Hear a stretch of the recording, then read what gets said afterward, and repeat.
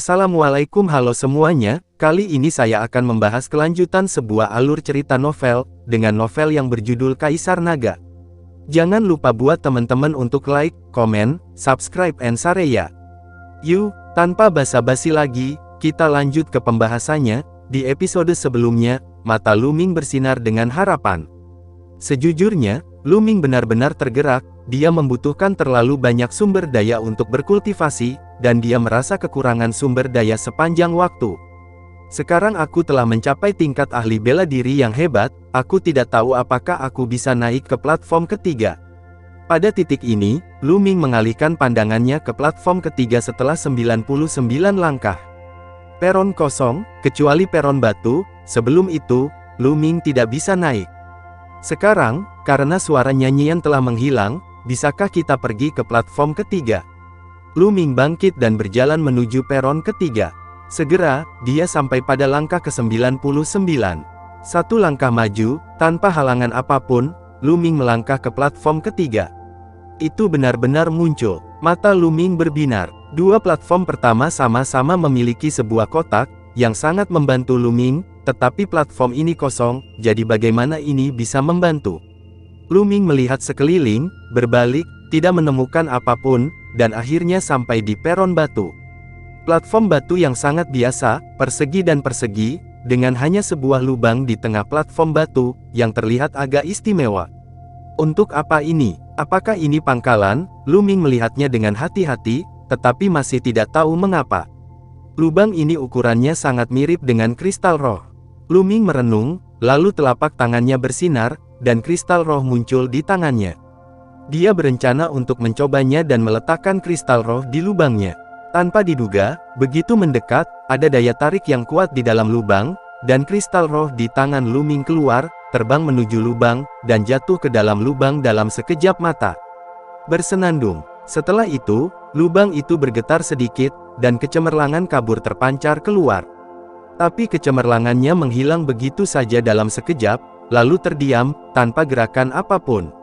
Apa yang terjadi? Jelas ada gerakan barusan. Mungkinkah jumlah kristal roh tidak cukup, lalu terus tambahkan lagi? Lu Ming berpikir, dan segera mengeluarkan kristal roh lainnya.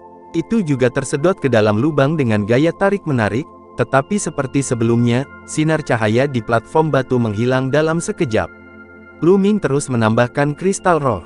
3 bagian, 4 bagian, 8 bagian, 9 bagian. Saat menambahkan 9 bagian, cahaya terang menyembur dari platform batu, dan di sekitar platform batu, prasasti misterius muncul satu demi satu, dan prasasti ini terus menyebar, dan akhirnya menyebar ke seluruh platform. Akhirnya, di satu sisi peron, sesosok tubuh keluar bersamaan. Sosok ini, yang wajahnya tidak bisa dilihat dengan jelas, berdiri tegak di sana. Kumpulkan sosok. Untuk apa ini? Lu Ming terkejut dan berjalan mendekat. Lakukan, lawan aku. Sosok itu tiba-tiba berbicara. Lu Ming tertegun sejenak. Sosok ini, yang wajahnya tidak bisa dilihat dengan jelas, bisa dikatakan hanya dibentuk oleh energi kental, namun bisa berbicara. Berkelahi denganmu? Lu Ming bertanya. Lakukan, lawan aku. Sosok itu mengulangi kalimat sebelumnya tanpa emosi sedikit pun. Ternyata tidak ada kebijaksanaan. Lu Ming menghela napas, lalu matanya berkedip, dia berpikir sejenak, lalu dia tiba-tiba meninju. Kuil tertinggi bisa dikatakan luar biasa indahnya, ketika pihak lain mengatakan pertempuran, dia akan mencobanya, pasti ada alasannya. Ledakan, kekuatan tinju meraung, dan Lu Ming melepaskan Yanlong Fist. Tapi yang mengejutkan Lu Ming adalah pada saat yang sama, lawan juga menyerang, menggunakan Yanlong Fist. Ledakan, ketika kedua tinju berpotongan, Lu Ming merasakan Zenki yang panas, kental dan kuat, bergegas ke arahnya, dan dia tidak bisa menahan diri untuk mundur 3 langkah. Melihat lagi, pihak lain mundur 3 langkah. Seni bertarung naga yang sebenarnya, pihak lain juga menggunakan seni bertarung naga yang sebenarnya. Mata Lu Ming mengandung kengerian yang tak tertandingi. Jika dikatakan bahwa seni bela diri dapat ditiru, tetapi bagaimana teknik kultivasi dapat ditiru, tapi pihak lain benar-benar menggunakan trik pertempuran naga, dan Lu Ming tidak akan pernah mengakui kesalahannya. Coba lagi. Lu Ming melontarkan beberapa pukulan beruntun, tetapi lawan juga melontarkan beberapa pukulan beruntun, yang semuanya adalah tinju Yanlong. Keduanya saling meninju beberapa kali berturut-turut, dan kemudian masing-masing mundur beberapa langkah. Sama sekali tidak ada kesalahan, itu benar-benar seni bertarung naga yang sebenarnya. Mata Lu Ming menunjukkan ketidakpercayaan, dan dia merasa bahwa melawan lawan seperti melawan dirinya sendiri. Jadi, bagaimana dengan teknik pedang? Dengan gerakan tangan Lu Ming, pedang pertempuran muncul, dan dia menggunakan teknik pedang streamer untuk menebas lawan. Tetapi pada saat yang sama, pedang perang dipadatkan di tangan lawan, dan dia juga menampilkan teknik pedang streamer.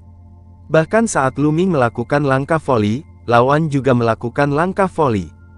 Gang Huo Gun Jue Chasing Lightning. Lu Ming menyingkirkan pedangnya, mengeluarkan senjata apinya, dan melepaskan kekuatan tempur terkuatnya. Namun, lawan menggunakan Gang Huo Gun Jue, dan kekuatannya sama sekali tidak lebih lemah dari Lu Ming, dapat dikatakan bahwa dia persis sama dengan Lu Ming. Keterampilan bela diri apapun yang digunakan Lu Ming, keterampilan bela diri apa yang digunakan sosok itu, bahkan kekuatan-kekuatannya persis sama. Lu Ming akhirnya memastikan bahwa pihak lain itu sebenarnya adalah dirinya sendiri, orang lain yang diringkas dari formasi prasasti. Dia berjuang sendiri, perasaan yang luar biasa, mata Lu Ming berbinar. Dia selalu berperang melawan musuh, tetapi dia tidak pernah berperang melawan dirinya sendiri. Kalau begitu mari kita bertengkar hebat. Karena itu masalahnya, Lu Ming tidak repot-repot memikirkannya, melepaskan tubuh dan pikirannya, pecah dengan seluruh kekuatannya, dan bertarung melawan sosok itu. Tapi tidak peduli metode apa yang dia gunakan, lawan juga akan menggunakannya, tidak peduli seberapa kuat dia meledak, lawannya tidak buruk sama sekali, itu sepenuhnya dirinya sendiri. Ledakan, ledakan. Dalam sekejap mata, ada lebih dari 300 gerakan dalam pertempuran, dan masih belum ada pemenang. Bermain melawan diri sendiri, di mana Anda bisa menang. Tapi ada senyum terkejut di wajah Lu Ming. Luar biasa, sangat luar biasa, ternyata masih ada kekurangan dalam seni bela diri saya, dan saya juga memiliki kebiasaan buruk saat menembak. Mata Lu Ming penuh ekstasi. Dalam pertempuran sebelumnya, dia menemukan kekurangannya sendiri. Dia bertarung lebih dari 300 gerakan berturut-turut, dan dengan setiap gerakan, dia mencoba yang terbaik untuk menemukan kelemahan lawan dan mengalahkan lawan.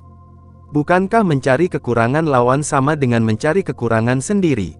Dia menemukan bahwa keahlian menembak yang dia anggap sempurna sebenarnya memiliki beberapa kekurangan, dan dia juga memiliki kebiasaan buruk saat menembak. Ini adalah tempat yang sangat halus, biasanya, tidak mungkin menemukannya. Itu hanya dapat ditemukan jika seluruh dewa bertarung dengan dirinya sendiri.